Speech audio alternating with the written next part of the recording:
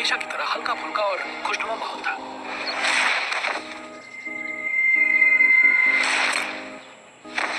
अचानक गोलियों की दर्दनाक गोलियों पर फैला सन्नाटा फैल गया।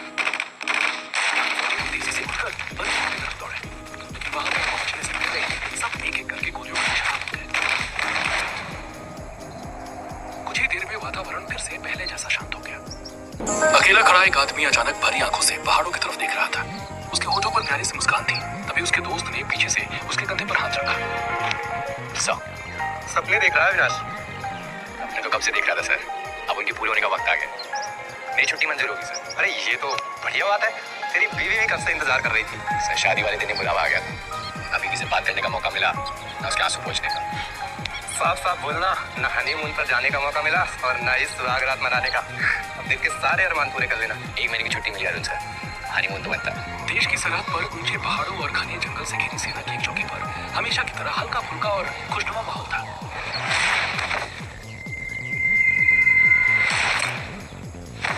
अचानक गोलियों की दर्दनाक गोलियों पर फैला सन्नाटा फैल गया। तेजी से उठकर बंद की तरफ दौड़े, लेकिन वहां तक पहुंचने से पहले सब एक एक करके गोलियों का निशाना हो गए। कुछ ही देर में वातावरण फिर से पहले जैसा शांत हो गया। भारी कदमों की आवाज चौकी की तरफ बढ़ रही थी। बड़ी दाढ़ी और क्रूर चेहरे वाला एक लंबा चौड़ा आदमी 5 लोगों के साथ चौकी पर पहुंच गया। खून से लथपथ फौजियों की लाशें जमीन पर पड़ी थी। इतने भयंकर मंजर को देखकर उस आदमी के चेहरे पर एक गर्वीली मुस्कान आ गई। जनाब, मुबारक हो, मिशन कामयाब हो गया। एक गोली चलाने का मौका दे दिया इन्हें। एक ही बार में सब खत्म। ठीक है जनाब, भूख नहीं के। हमारे मुल्क ने तुम जैसे कमजोर सिपाहियों को यहाँ इसलिए भेजा ताकि हमारा काम आसान हो जाए। हिंदुस्तान वालों, तुम्हें शांति चाहिए ना? बहुत से बेहतर शांति कहाँ होगी? होटल पर जितनी भी चौकियां हैं एक एक करके सब मिटा देंगे। वो दिन दूर नहीं जब इस पूरे इलाके पर हमारा पुतम लहराएगा और ये पूरा खूबसूरत इलाका हमारे मुल्क का हिस्सा होगा। तभी अंदर का मुआयना करने गया एक आदमी दौड़कर उसके पास आ गया। जनाब, क्या नौलाश है? एक सिपाही गायब है। 10 सैनिक है। 10 सैनिक कहाँ है? हमें खबर मिली थी कि यहाँ पर 10 सैनिक हैं। ढूंढो, जाओ, अंदर देख। एक सिपाही गायब है यहाँ से। हमने 9 लोगों को मार दिया, लेकिन एक नहीं दिख रहा। नहीं, भागने का सवाल ही नहीं होता। हमने मौका ही नहीं दिया। जनाब, अगर आप कहें तो मैं उसके पीछे जाता हूँ।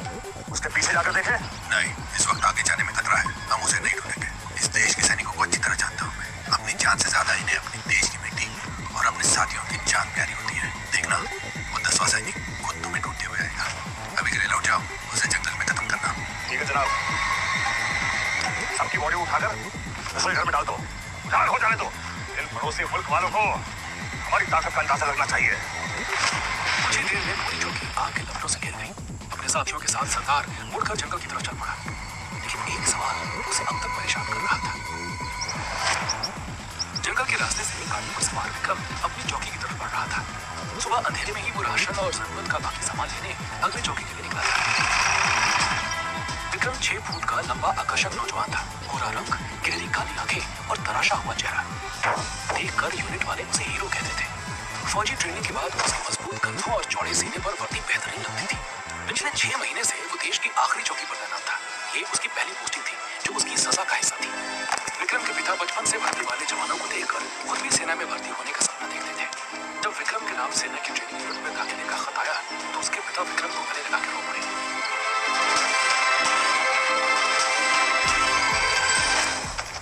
लेकिन ट्रेनिंग के दौरान धीरज नाम के एक फौजी के साथ विक्रम का झगड़ा हो गया, जिसकी वजह से उसे सजा के तौर पर इस पहाड़ी चौकी में भेज दिया गया। वैसे यहाँ कोई खास तकलीफ नहीं थी, सिवाय इसके कि 6 महीने में उसने एक बार भी गन नहीं छोड़ा था। एक असली फौजी होने का उसे अब तक कोई अनुभव नहीं मिला था। बिल्कुल बॉर्डर से लगी हुई ये जगह एक तरफ पथरीले समान पहाड़ों से घिरी थी और दूसरी तरफ बहुत घने जंगल से। इसलिए जंगल के किनारे बनी चौकी पर पिछले 30 सालों में कभी हमला नहीं हुआ था। लेकिन उसमें ऐसे जवान रहते थे जिन्हें किसी वजह से सजा शादी गई हो या जो रिटायर होने वाले हो। इसलिए वो सभी दोस्तों की तरह हंसी मजाक करते हुए अपने दिन बिताते थे। विक्रम जानता था कि इस वक्त सभी बाहर बैठकर कैप्टन अरुण के गिटार का आनंद ले रहे होंगे। 2 दिन पहले की तरह शायद सब उन्हें छेड़ भी रहे होंगे। 2 दिन पहले का मंजर याद आते ही उसके चेहरे पर मुस्कान आ गई। मेजर रवि अपनी पत्नी और बेटे की तस्वीर निहार रहे थे जब कैप्टन अरुण गिटार पर एक प्यार भरी फिल्मी गीत की धुन बजा रहे थे। जी, ये गाना आप अपने लिए बजा रहे हैं या फिर मेजर साहब के लिए? सबके लिए सुबेदार साहब। आपको भी भाभी जी की याद आई है नहीं? नहीं तो सही। भाई हम अपनी बीवियों को प्यार भरे गीतों से नहीं, फोन पे मिली फटकार से उन्हें याद करते हैं। कोई मौज मस्ती तो आप लोगों की है। अच्छा बताओ, तुम्हारी मंजिल विशाखा ने कभी तुम्हें डांटा है, कभी गुस्सा किया है? एक बार हुई थी सर, क्योंकि महीनों से छुट्टी पर ही नहीं जा पाया था। चल उसको डांट नहीं बोलते, उसको प्यार की फटकार बोलते हैं। हमारी उम्र तक आते आते प्यार कब्रों को चक्कर हो जाता है, पता ही नहीं चलता। और रह जाती है गुर्राती हुई श्रीमती जी, चाहे वो फोन पे हो चाहे वो सामने हो।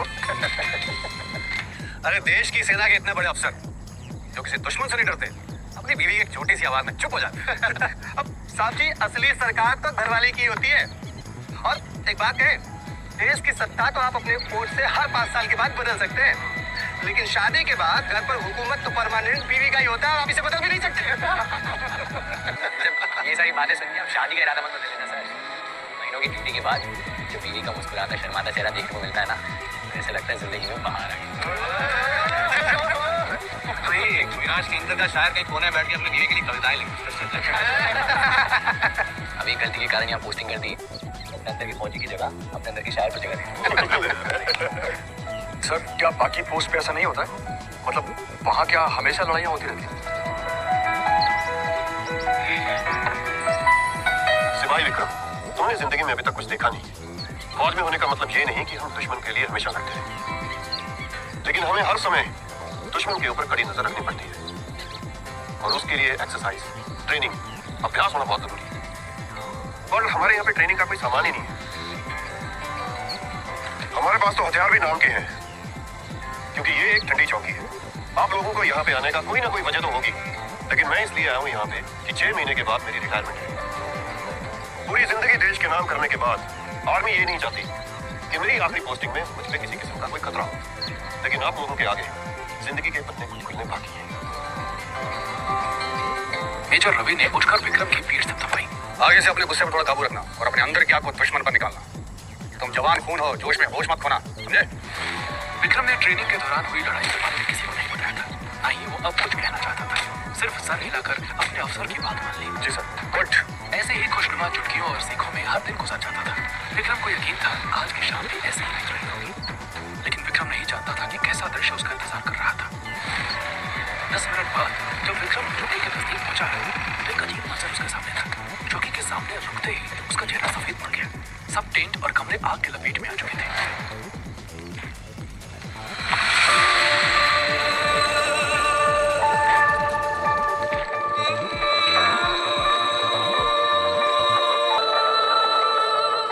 विक्रम की आवाज कांपने लगी। हिम्मत करके वो आगे बढ़ा। अंदर जलती हुई 9 लाशें थी। कैप्टन अरुण का टूटा हुआ गिटार एक कोने में अब तक आग से बचा हुआ था। चौकी के सब अफसर और जवान अपने हथियार यहीं रखते थे, क्योंकि इस चौकी पर कोई खतरा नहीं था। कभी अपनी सुरक्षा के लिए हथियारों की जरूरत ही नहीं पड़ी। आज भी हथियार अनछुए वहीं पड़े थे। जिसने भी हमला किया उसने किसी को हथियारों तक पहुंचने का मौका तक नहीं दिया। उसे समझ नहीं आया कि वो क्या करे। इर्द गिर्द देखकर अचानक वो जोर से चिल्ला पड़ा। उसकी दिल दहला देने वाली चीख पहाड़ों में पहुंच गई। धुंधली आंखों से उसने ऊंचे पहाड़ों को देखा और जोर से चिल्ला पड़ा। तुमने दुश्मनों को रोका क्यों नहीं? तुम तो हमारे देश के पहरेदार थे ना? फिर आज मेरे साथियों को क्यों नहीं बचा पाए तुम सब? ये वक्त रोने का नहीं था। उसके साथी जिन्हें वो भाई जैसा मानता था शहीद हुए थे। ये खबर अगली चौकी तक पहुंचाना जरूरी था, जहां सैटेलाइट फोन था। वो जगह भी जलकर राख हो चुकी थी। विक्रम के पास किसी को संपर्क करने का कोई जरिया नहीं था, सिवाय इसके कई घंटों के सफर के बाद अगली चौकी तक पहुंचता। एक लंबी छुरी के अलावा वहां कुछ नहीं बचा था। विक्रम ने छुरी उठा ली। निहत्थे सिपाहियों के पीछे से आकर वार करने को बहादुरी नहीं कहते। कायर हो तुम और तुम्हारा देश, लेकिन मैं अपने साथियों के बलिदान को खाली नहीं जाने दूंगा। बदला लूंगा मैं। मेरे एक एक साथी की जान की कीमत चुकानी होगी तुम्हें। आखिरी बार उसने फिर से सब तरफ नजर दौड़ाई। जहां रोज शाम को हंसी की फुहारें और कैप्टन अरुण के गिटार की धुन सुनाई देती थी, वहां आज मौत का भयंकर सन्नाटा था। ये कैसा अंत था इतनी जिंदगियों का? कर्नल राकेश, जो कुछ महीनों में रिटायर होकर अपने पोती पोतियों के साथ खेलना चाहते थे, मेजर रवि, जिनकी बीवी और 2 साल का बेटा उनका इंतजार कर रहे थे, कैप्टन अरुण, जिनकी शादी होने वाली थी, सूबेदार हनुमान सिंह, जिनका बेटा कुछ दिन पहले ही अफसर बना था। अगर दुश्मनों से लड़ते हुए इनकी मौत होती तो इन्हें खुद भी इसका अफसोस नहीं होता।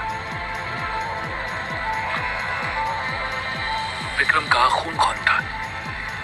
अगले ही पल मुड़कर वो जंगल की तरफ दौड़ पड़ा। विक्रम का अगला वार क्या होगा? क्या विक्रम अपने साथियों के बलिदान का बदला ले पाएगा?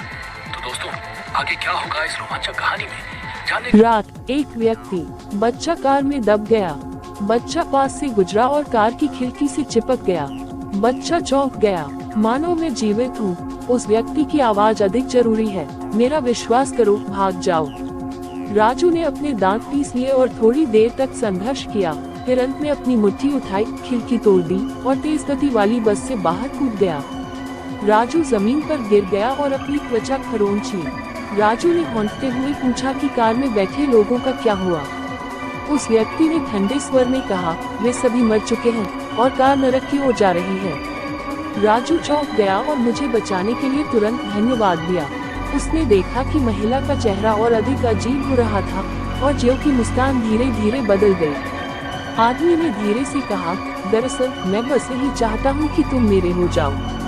राजू ने पीछे मुड़कर बस की ओर देखा और पाया कि बस में यात्री सूखी हड्डियों में बदल गए थे। महिला का हाथ धीरे धीरे आदमी की गर्दन की ओर बढ़ा और कहा, मुझे चिंता है कि अब से तुम मुझे कभी नहीं छोड़ोगे।